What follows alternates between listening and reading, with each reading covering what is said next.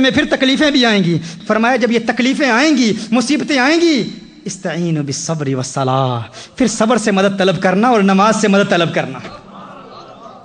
صبر سے مدد حاصل کرنا اور نماز سے مدد حاصل کرنا. پھر اس کے فوراً بعد ارشاد فرمایا وَلَا تَقُولُوا لِمَنْ يُقْتَلُ فِي سَبِيلِ اللَّهِ أَمْوَاتٌ. اب یہاں پر شہداء کا ذکر کیوں آ گیا کہ جو اللہ کی راہ میں قتل کیے جائیں انہیں مردہ نہ کہو. اللہ ارشاد فرما رہا ہے، اب رب دیکھیے، تعلق دیکھیے. اللہ ارشاد فرما رہا ہے کہ مت سمجھنا کہ صبر کرتے رہو گے تو مصیبت ٹل جائے گی. کبھی کبھی ایسا وقت بھی آتا ہے کہ انسان صبر کرتا رہتا ہے، لیکن صبر کرتے ہوئے اس کی موت بھی واقع ہو جاتی ہے. لیکن اس موت سے نہ ڈرنا، یہ نہ سوچنا موت آ جائے گی، مر جاؤں گا. کہا وَلَا تَقُولُوا لِمَنْ يُقْتَلُ فِي سَبِيلِ اللَّهِ أَمْوَاتٌ. ارے شہید زندہ ہے، مردہ نہیں ہوتا. شہید تو زندہ ہوتا ہے، شہید مرتا نہیں ہے، شہید مرتا نہیں ہے. اب شہید کا ذکر، اب رب سمجھ میں آ گیا، لنک سمجھ میں آ گیا. تحویل قبلہ، محبوب کا دیا جانا، محبوب کے دیے جانے کے بعد ذکر کے بعد استعانہ بالصلاۃ والصبر. اب آگے بڑھتے ہیں. پھر اس کے بعد چند آزمائشوں کا ذکر کیا.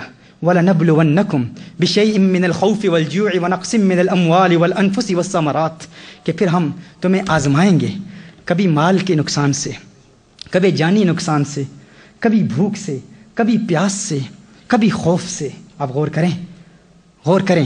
اللہ ارشاد فرما رہا ہے کہ یہ آزمائشیں آئیں گی تمہاری زندگی میں. آزمائشوں کا ذکر ہے کہ اللہ آزماتا ہے. مت سمجھنا کچھ لوگ تو شہید ہو جاتے ہیں انہیں مصیبتوں میں، صبر کرتے ہوئے شہید ہو جاتے ہیں. کچھ ایسے ہیں جنہیں اللہ آزماتا ہے، اللہ آزمائشوں میں مبتلا کرتا ہے. کیسی آزمائشوں میں؟ کبھی جانی نقصان کے ذریعے، کبھی بھوک کے ذریعے، کبھی پیاس کے ذریعے، کبھی خوف کے ذریعے اللہ آزماتا رہتا ہے. اب آئیے دیکھیں، غور کریں. جب ہم امام حسین کا کربلا کا واقعہ دیکھتے ہیں، پہلی بات تو یہ سمجھ میں آ گئی کہ امام حسین نے میرے آقا صلی اللہ علیہ وسلم کے لیے جام شہادت نوش فرمایا. امام حسین کس کے لیے شہید ہوئے؟ آقا کے لیے شہید ہوئے. آقا کے لیے شہید ہوئے نا. آقا کی شہادت کا ظہور تام کہاں سے ہوا؟ امام حسین کی شہادت سے ہوا. امام حسین کی شہادت کو اگر ہم بنظر غور دیکھیں، عمیقانہ نگاہ سے سمجھنے کی کوشش کریں تو خدا کی قسم ہم دیکھتے ہیں کہ تاریخ انسانی میں کوئی ایک شخص بھی آپ کو ایسا نہیں ملے گا، کوئی ایک فرد بھی ایسا نہیں ملے گا جسے تمام آزمائشوں میں مبتلا کیا گیا ہو. اللہ عز و جل نے قرآن کریم میں اپنے بندوں کو آزمانے کی جتنی بھی صورتیں بیان کی ہیں، وہ ساری صورتیں ہمیں امام حسین کی شہادت میں ملتی ہیں.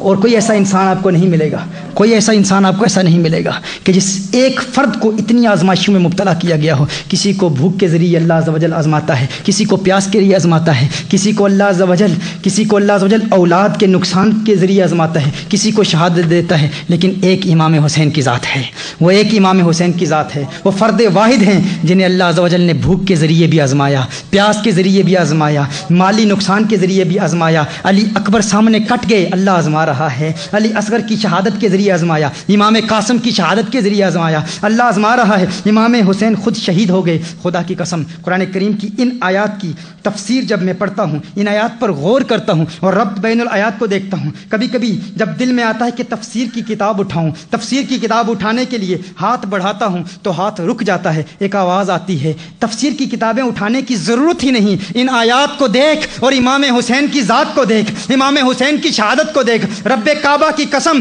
امام حسین کی ذات از خود قرآن کریم کی ان آیات کی چلتی پھرتی تفسیر نظر آتی ہے. The martyrdom of Imam Hussein, sacrifices of Imam Hussein, the entire life of Imam Hussein. It seems as if Imam Hussein himself is a walking, talking tafsir of these verses of the Quran. He himself is a commentary of these Quranic verses. His zat, his martyrdom, his sacrifice itself is a tafsir of these Quranic verses. اور پھر یہ میرے امام کا مقام ہے، یہ میرے امام کا مقام ہے. خدا کی قسم اللہ عز و جل نے جو امام کو مقام دیا کہ قرآن میں آزمانے کی جتنی صورتیں اللہ نے قرآن میں بیان فرمائی ہیں وہ ساری امام حسین کی شہادت میں مجتمع نظر آتی ہیں. وہ اس لیے کیونکہ امام حسین کی شہادت رسالت مآب صلی اللہ علیہ وآلہ وسلم کی شہادت کا ظہور ہے.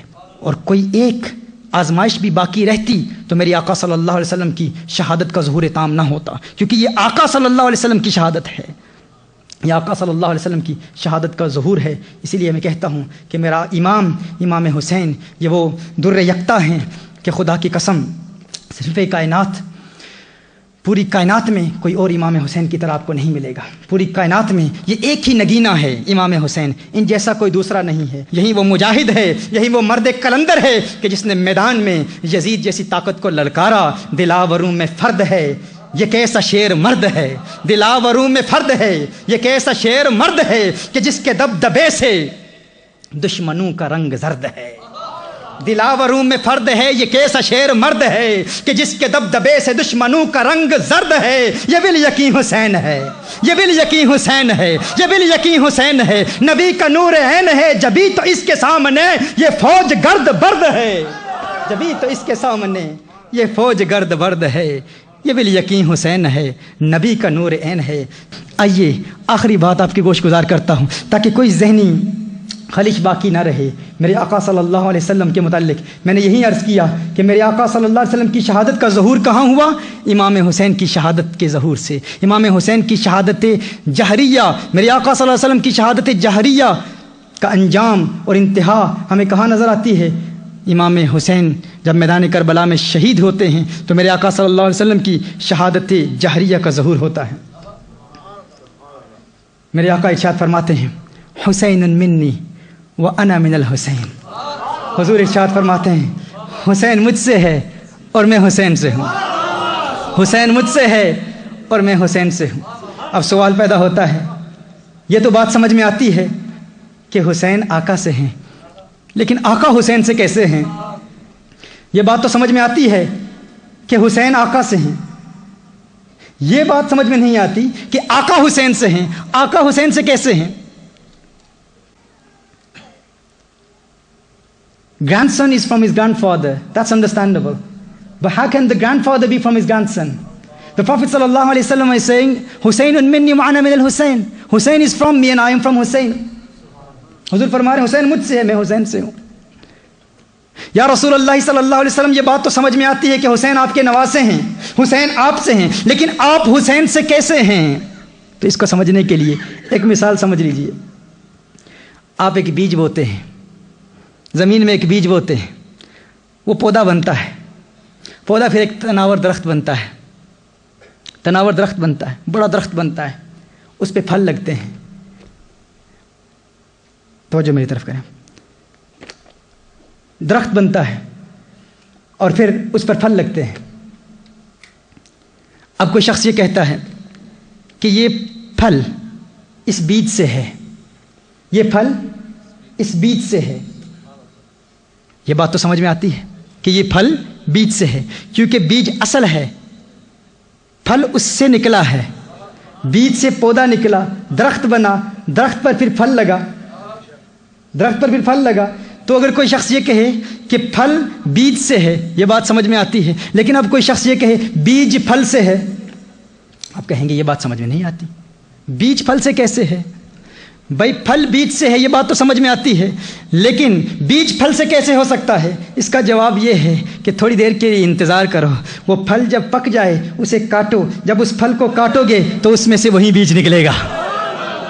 آقا فرما رہے ہیں حسین منی، حسین مجھ سے ہیں، میں حسین سے ہوں. آقا حسین آپ سے ہیں، بات سمجھ میں آتی ہے، لیکن آپ حسین سے کیسے ہیں؟ فرمایا انتظار کر لو، 50 سال کے انتظار کے بعد جب میرا لخت جگر، جب میرا نواسا میدان کربلا میں کٹے گا نا، تو میری شہادت کا ظہور حسین کے ذریعے سے ہوگا. حسین کی شہادت سے میری شہادت کا ظہور ہوگا. حسین مجھ سے ہے کیونکہ میرا نواسا ہے، میں حسین سے ہوں کیونکہ حسین کی شہادت ہی میری شہادت کا ظہور ہے.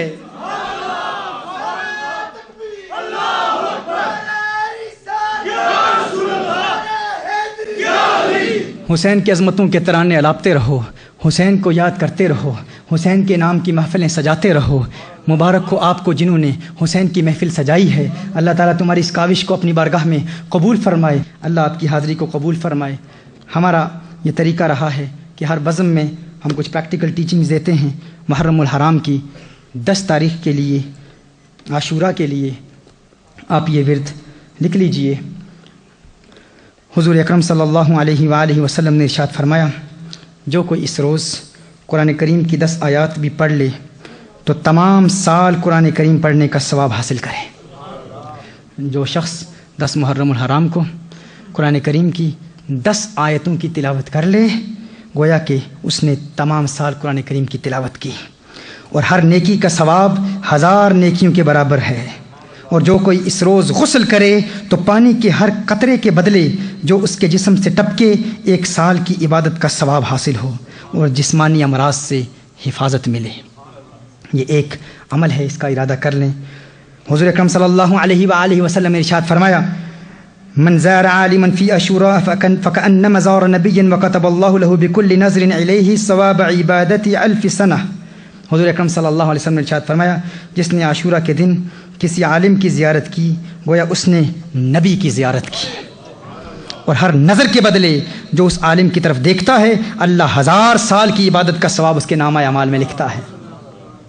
ارادہ کر لیں بعمل علماء کی زیارت کے لیے 10 محرم الحرام کے دن آپ انشاءاللہ علماء کی زیارت کریں گے۔ حضور اکرم صلی اللہ علیہ وسلم نے ارشاد فرمایا عاشورہ کے دن جو کوئی بیمار کے ہاں جا کر بیمار پرسی کرے وہ ہر قدم کے بدلے اللہ عز و جل 1 سال کی عبادت کا ثواب اس کے نامہ اعمال میں لکھ دیتا ہے۔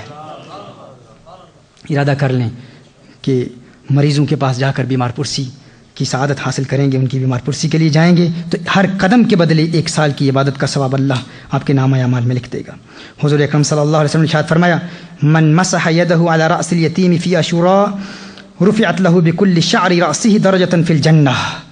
جس نے عاشورہ کے دن کسی یتیم کے سر پر ہاتھ رکھا ہر بال کے بدلے 1 درجہ جنت میں بلند کیا جائے گا، ہر بال کے بدلے 1 درجہ جنت میں بلند کیا جائے گا۔